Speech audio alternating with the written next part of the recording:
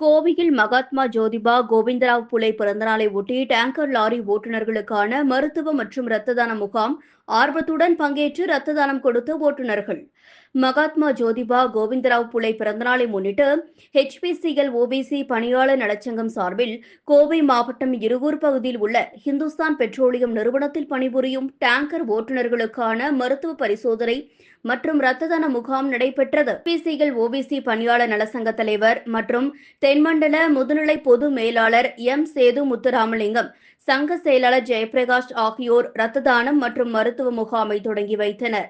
கோவை சில்லறை விற்பனை பிராந்திய அலுவலக முதுநிலை பிராந்திய மேலாளர் விஷ்ணுவர்தன் ரெட்டி, விற்பனை பகுதி முதுநிலை விற்பனை மேலாளர் தீபக் பெரிச்சர்லா, திருப்பூர் விற்பனை பகுதி முதுநிலை விற்பனை அலுவலர் ஈஸ்வர ஐயர் ஆகியோர் நிகழ்ச்சியில் பங்கேற்றனர். இந்த முகாமில் 50க்கும் மேற்பட்ட டேங்கர் லாரி ஓட்டுநர்கள் உற்சாகத்துடன் பங்கேற்று இரத்த தானம் செய்தனர். ஓட்டுநர்களிடையே இரத்த தானம் குறித்து விழிப்புணர்வை ஏற்படுத்தும் வகையில் அமைந்ததாகவும், தானமளிக்கப்பட்ட ரத்தம் உயிர்களை காப்பாற்ற உதவும் எனவும், இந்த முகாம் மூலம் 50 யூனிட் ரத்தம் சேகரிக்கப்பட்டுள்ளது எனவும் சங்க நிர்வாகிகள் தெரிவித்துள்ளனர்.